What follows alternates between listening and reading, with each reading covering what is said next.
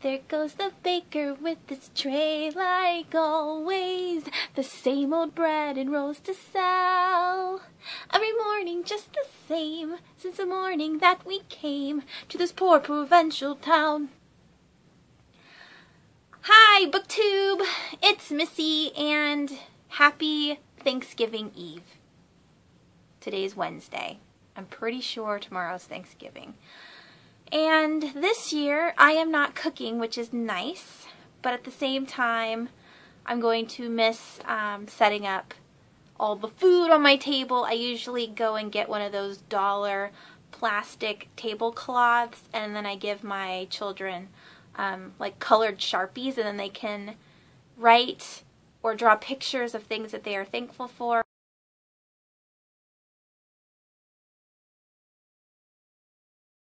So there's a pretty tablecloth with all of their drawings on it as I set the food down. But this year we're going to my mother-in-law's house, which will still be fun. Why am I making this video today? Today is Top 5 Wednesday. Lainey over at Ginger Reads Lainey started this series, and you can also find the group on Goodreads. I will leave the links down below. I love Top 5 Wednesday. I don't always have the books available to actually show you guys, so I usually don't participate because I want to show you, but I borrow so many books from the library, and so I end up always having the books that I want to talk about are library copies. So this, woohoo, look at this.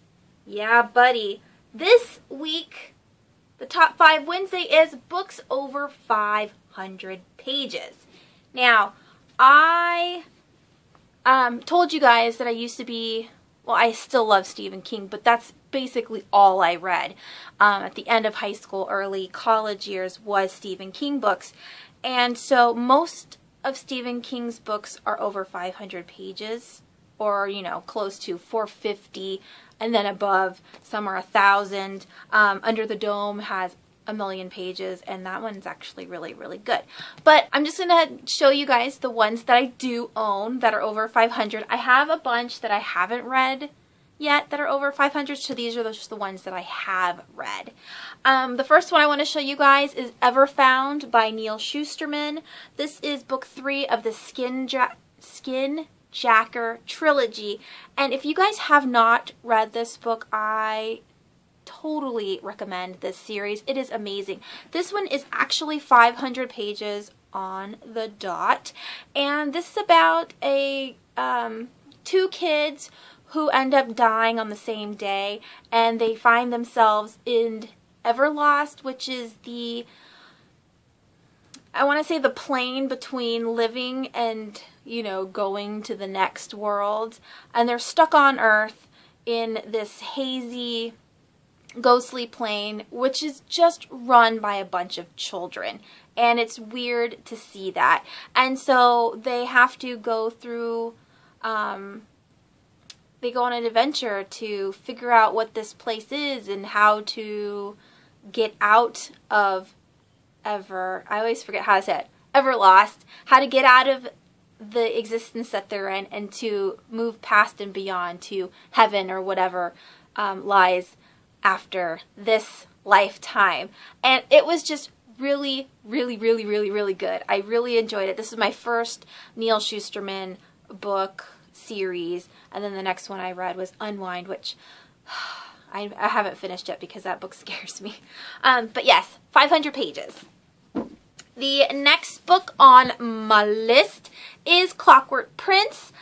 This one is 500 and, what was it, 502 pages, so just a little over 500.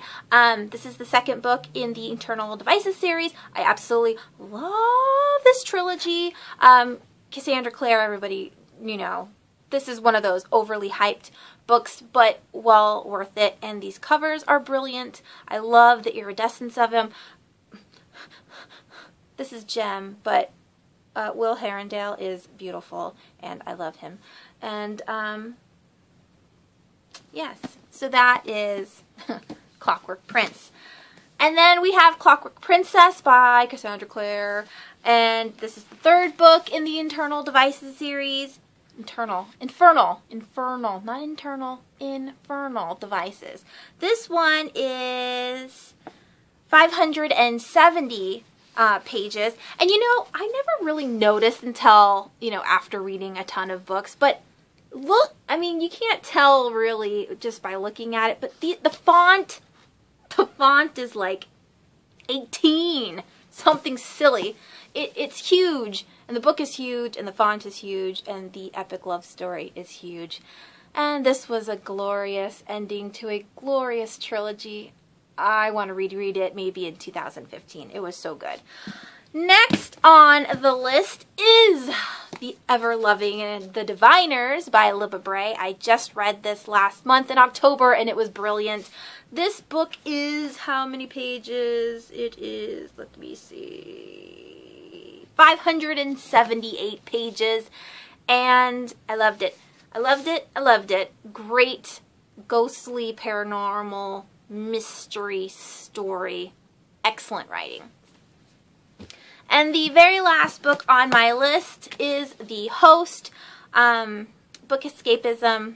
Courtney, she had this as her last book as well. I'm not going to try to do the half face kind of thing, but this book is really big too, and we all know the story of my first Host book.